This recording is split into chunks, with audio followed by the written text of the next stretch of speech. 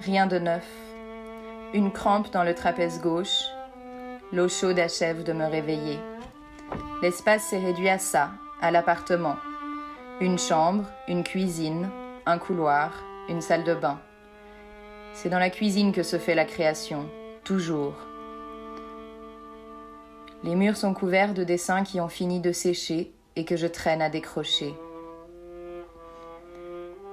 Il y a cette latence, celle des jours de repli, des jours sans savoir comment relancer l'activité en soi.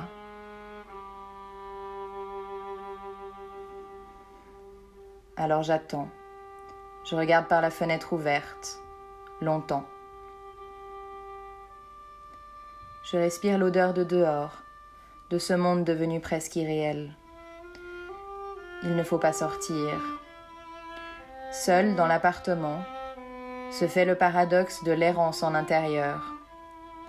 L'espace s'est réduit, mais seul à l'habiter, il est étrangement vaste. Je règne souveraine sur mon royaume de 2 pièces. C'est une expérience presque végétale.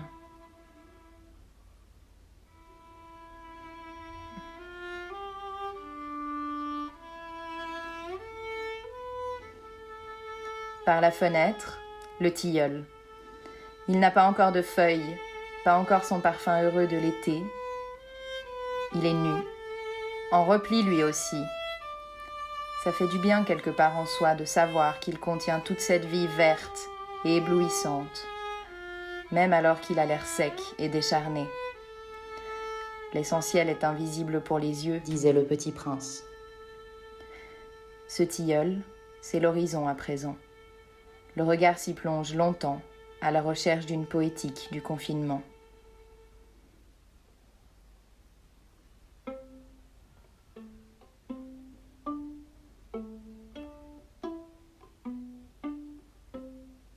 Ce temps d'intérieur, c'est aussi celui des absences. La plus surprenante, c'est elle, le manque d'elle, sa présence en creux dans l'espace. Ma grand-mère, morte il y a un peu plus de 3 mois, mais partie il y a des années déjà. Un deuil sur la durée. Sur les murs, les souvenirs d'enfance dansent comme des ombres.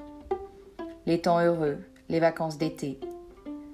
Peut-être parce que ce temps avec elle était un temps de l'intérieur aussi. On ne s'ennuyait pas.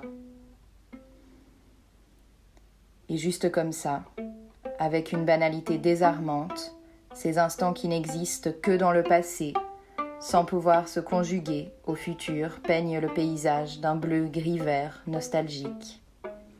La tristesse comme une caresse.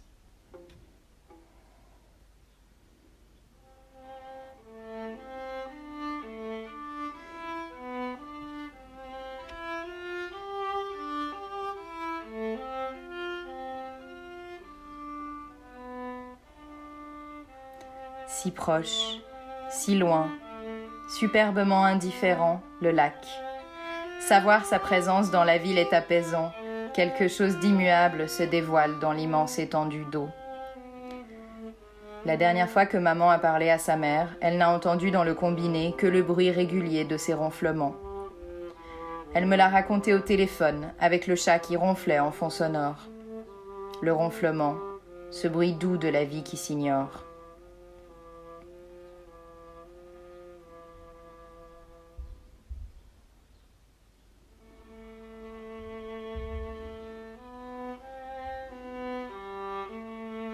La lumière douce du soleil de mars vient lécher les branches de mon horizon.